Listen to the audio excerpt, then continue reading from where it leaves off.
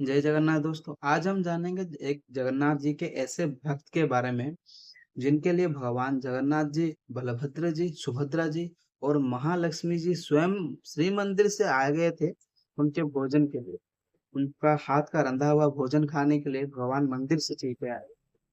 तो वीडियो में लास्ट तक बने रहिए। आशा करता हूँ वीडियो आपको अच्छा लगेगा। लास्ट तक देखिए वीडियो और जानिए भी उस भक्त के बारे में। तो बहुत पहले की बात है। एक गांव में एक मठाधीश गए थे पुरी के। तो जब मठाधीश पुरी के एक गांव में गए थे, वहां के सरपंच जी ने उनको एक लड़के को दिखाया। बोले कि इस लड़के को आप ले जाइए और आप अपने मठ में रखिए। तो मठाधीश बोलते हैं कि क्यों, क्या प्रॉब्लम है कि मतलब लड़के को मैं ले जाऊं, कुछ प्रॉब्लम करता है गांव में? कि नहीं, ये बहुत ज्यादा खाता है। मतलब ये जितना चावल दो आदमी खाते हैं ये अकेला ही खा जाता है, और यहाँ पे गांव में इसका गुजारा नहीं होता। तो मठाधीश बोलते हैं ये काम तो करता है ना, काम तो कर लेगा ना ना, हाँ ये बहुत मेहनती लड़का है और काम बहुत अच्छे से करेगा। तो मठाधीश लेके आ गए उसको मठ के अंदर, पुरी में मठ में लेके आ गए। तो वहां पे जो लड़का था वो बोलता है मठाधीश को कि मैं 5 पाव चावल खाऊंगा। 5 पाव मतलब 5 पाव चावल, 1 पाव 2 पाव करके 5 पाव चावल मैं अकेला खाऊंगा। तो मठाधीश बोलते हैं तो इतना खाएगा तो काम भी तुझे करना पड़ेगा। तो वो काम करता है, बहुत मेहनती लड़का था, बहुत मेहनत से काम करता है और 5 पाव चावल खाता है। तो ऐसे ही एक दिन की बात है, एकादशी पड़ी। तो एकादशी को मठ में रसोई नहीं होता। तो मठाधीश बोलते हैं लड़के से, तू एक काम कर, तू नदी के उस पार जा और वहां पे जाके अपने लिए भोजन बना और खुद खा ले, ठीक है? और खा के आ जा। तो लड़का बोलता है ठीक है मैं खा लूंगा, रसोई भी कर लूंगा। चावल मुझे 5 पाव दे दीजिए और मैं चला जाता हूँ। तो मठाधीश ने उसको 5 पाव चावल दिया और जाते जाते बोला कि सुन, जगन्नाथ जी को बुला के भोग लगाना, मतलब जगन्नाथ जी को खाने के देने के बाद तू खाना, वरना नहीं खाना। जगन्नाथ जी पहले खाएंगे उसके बाद तू खाना। तो रास्ते में सोचते सोचते लड़का गया कि यार मैं तो अकेला 5 पाव खा लेता हूँ और जगन्नाथ जी को बुलाऊंगा, जगन्नाथ जी कितना खाएंगे। तो वही सोच के वो चला गया नदी के उस पार और जाके उसने रसोई भी कर लिया। जब खाना पक जाता है तो लड़का एक पेड़ के ऊपर चढ़ के बुलाता है, जगन्नाथ कौन है भाई? जगन्नाथ, ओ जगन्नाथ, जगन्नाथ जी आइए खाना खाने के लिए आइए, मठाधीश ने आपको खाना खिलाने खिलाने के लिए बोला है। तो जगन्नाथ जी उसकी पुकार सुनकर अपने आप को रोक नहीं पाए कि इतना अद्भुत बालक है कि मतलब उसको पता ही नहीं कि मैं कौन हूँ और कौन सा जगन्नाथ को बुला रहा है। तो जगन्नाथ जी रत्न सिंहासन से चले जाते हैं भोजन करने के लिए। और जब वहां पर पहुंचते हैं तो जो लड़का है वो बोलता है जगन्नाथ जी को कि देखिए, ये 5 पाव चावल मैंने रसोई किया है, आपको जितना खाना है आप खा लीजिए और बाकी मेरे लिए छोड़ दीजिए।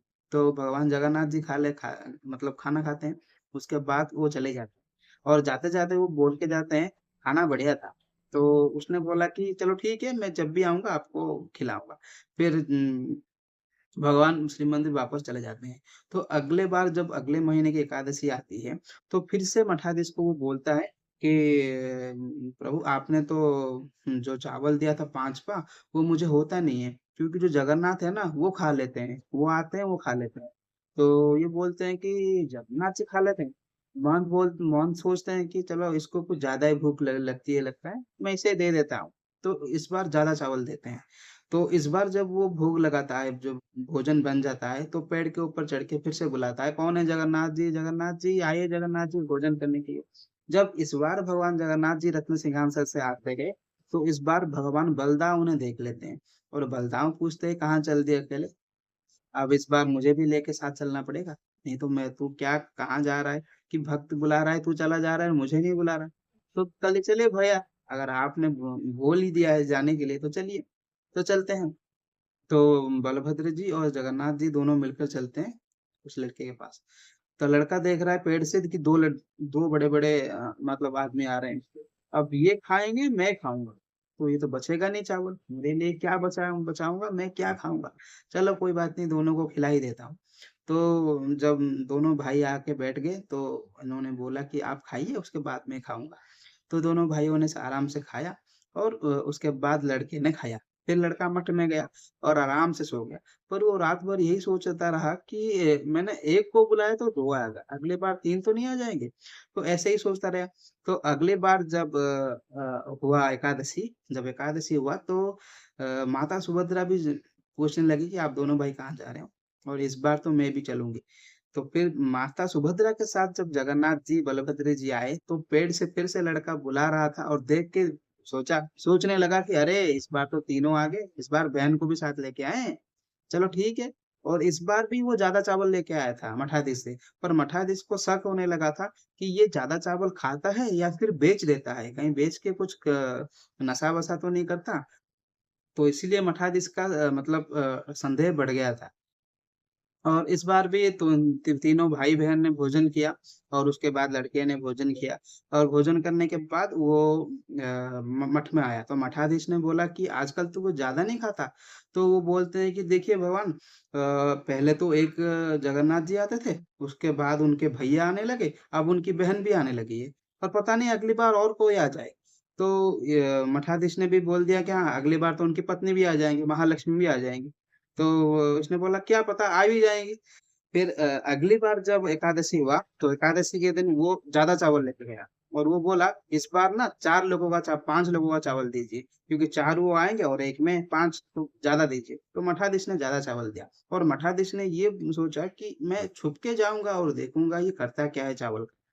तो जब रसोई हो गया, जब पक गया खाना, तो इसने आवाज़ लगाया जगन्नाथ जी को, जगन्नाथ जी, बलभद्र जी, सुभद्रा जी। जब निकल के बाहर आ रहे थे मंदिर के बाहर तो महालक्ष्मी जी ने उन्हें देख ली और महालक्ष्मी जी बोली कि मैं भी जाऊँगी, अगर आप तीनों भाई-बहन जा रहे हैं तो मैं भी जाऊँगी।